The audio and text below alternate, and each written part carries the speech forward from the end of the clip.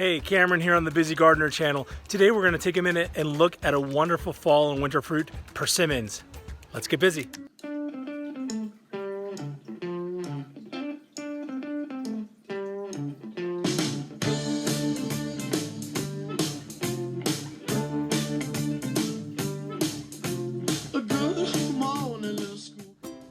Okay, so maybe you've had them, or maybe you've heard about these things being in like a type of, persimmon bread or some sort of persimmon jam or something like that.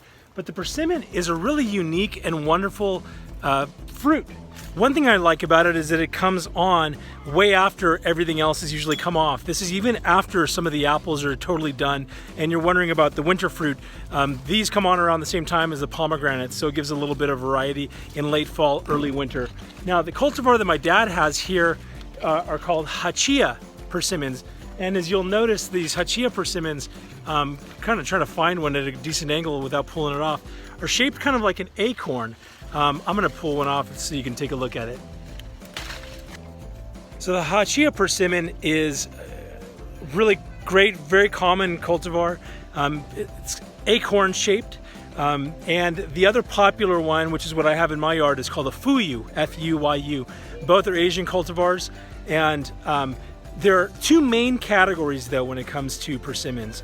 It's astringent versus non-astringent. And astringent varieties, if you get them before they're fully ripe, they're going to have that astringency is like if you bit into a green banana, like the peel, to try to rip it open, and that kind of dry taste that you get in your mouth, that's that astringency. So these Hachiya type, if these are firm, they are not ready to pick. And they're definitely not ready to eat. And so what you want to do is you want to wait until these soften up. One easy way to tell if they're ready is to just pull on the stem, and if the stem comes off easily, then you know that these are ready to go. So for the backyard person, you can put them on your windowsill. Just come and put them upside down, rest them on that little crown as you're storing them, maybe along your windowsill or somewhere else as you're waiting for them to ripen up, and they end up being really good. The fuyu persimmons, on the other hand, you can eat even when they're super crunchy. People slice them sometimes, they'll dehydrate them, and so they're totally different experiences as far as persimmons go.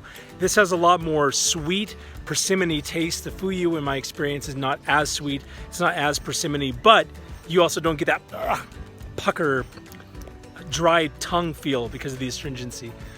My kid's throwing his soccer medal like a missile and trying to get it over the pond. This will be interesting. One thing for Southern California that makes any type of persimmon a really great option for somebody in Southern California is they have very low chill hour requirement, something like 100 hours. And so if you're in a warmer climate, this is a wonderful fruit for you to try. If you don't want to mess with the astringency, go with a fuyu cultivar. But if you're okay with either, or you have room for both, I say plant both. They're both a different experience. So my dad's persimmon tree, this Hachiya persimmon, is just totally loaded with fruit. Look at this. I don't know if you can see that. Just tons there, tons over here. I mean, everywhere we're looking is some of the texture, the leaves rather, fall off. You're going to see this. Just this thing is going to be like look like it's a Halloween decoration with how many of these beautiful orange fruit are on here. Something that you'll notice is when you eat Hachiya persimmons is that they almost take on like a jello-y consistency, really good. Something that I've enjoyed doing is putting the ripe ones in the freezer and then taking them, cutting them open and eating them frozen. It ends up being kind of a really tasty way to do it. Something I'm doing too is I'm using pruning shears to snip these off. If you pull them, you can damage the crown, and you don't want to do that, so just snip them off. I'm snipping them pretty close. I could probably get a little bit closer, and that'd be okay. That way you don't damage the top, because if you're going to store them, you don't want there to be some sort of opening and start getting rotten. So you may be wondering, how do you know which ones you should even be picking? These persimmons are different than other fruit in that you don't pick them really when they're ripe. You can, if they're ripe, grab one and eat it. But you pick these oftentimes before they're ripe, and you allow them to ripen up. Couple reasons for that. One, you can just have more control over picking the ones that are actually ripe when they're on your countertop or something like that. Second, when they're ripe, the pests get them fast. Like the birds seem to find them really quick, and they'll beat you to it. So what you're looking for is the most red. So orange is okay, but the redder the better with these. That means they're much closer to being ripe. Down here is an example of fruit that's definitely ripe. Fell off the tree. Oh, I think I think my dad ate these. I think these are the leftover rinds. But you see how soft and squishy? You notice the color of a super ripe one compared to one that is not ripe? This is an example of a couple that you can look at. You may notice this one is a bit more red than, let's say like this one, which is kind of a light orange. You see the difference there between these two hues? Now it's not uniform, but you get an idea. More to this than this. The sort of thing that works out really well for me is to put these persimmons that I got on by our windowsill. One reason is during the daytime there's tons of light, no direct sunshine or anything, but lets me see what I've got going on here. And you can probably spot here, which of those do you see are the most red? This one is really red compared to some of these more orange ones. Can you see it?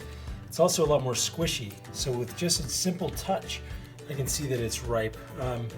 Everything else looks pretty yellow, except for this one. This is probably the second most ripe out of this bunch. I just noticed it was kind of reddish. See that? Compared to its neighbor here. And so that's the first thing. Now, taking this off, I don't know that this is gonna work with just my hand. All right, let's see if this comes off easily. Yeah, see how it's coming off kind of fairly easily? This is telling me that it's probably ready to go. So there are these Hachiya persimmons. You go by feel. It's really not quite jello-y enough. It's still a little bit firm. If it's firm, usually that's an indicator that this needs a little bit more time, but I'll just show you. Inside there, you'll notice that it's pretty jello-y. And that's great. That's what you want to see, nothing firm. You should be able to scoop this out with a spoon and eat it almost like jello. I'm going to do a taste test right now. Guys, I just did a taste test. Not astringent at all. So tasty, sweet, ripe, maybe just barely, I mean anything, I'm having to look for it. Everything was really, really good about that. So I guess a little bit of firmness wasn't bad. It could have, in the morning it probably would have been more ripe.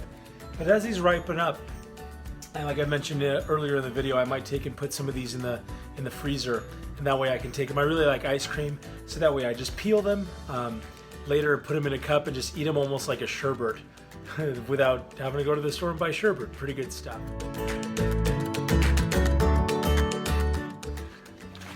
So I hope you've liked this brief video on the persimmon tree, the types of places where it grows best, the few ways to eat it, a couple of ways that you can check out the different cultivars or varieties that they have. Super easy, really great fruit for the backyard. Again, to offset, like my house, most of my stuff is ripe in July, August, and some in September. So to have something in November, December that I can eat, really wonderful. Hey, if this has been fun for you or helpful, or this is something you want to see more of, put some comments below with questions. Be sure to subscribe. Until next time, stay busy. This is called, it's currently astringent. Tell me what you think after you bite it, Abs. How did it make your tongue taste? Good? Not really, huh? Did it make your tongue taste bad? How did it make your tongue taste? That wasn't ready. Oh, don't do it, don't do it. Abby, let me see your face. What did it make your tongue taste like? Tell me. What did it taste like? Tell me. Yucky. Yucky. Did it make it feel dry?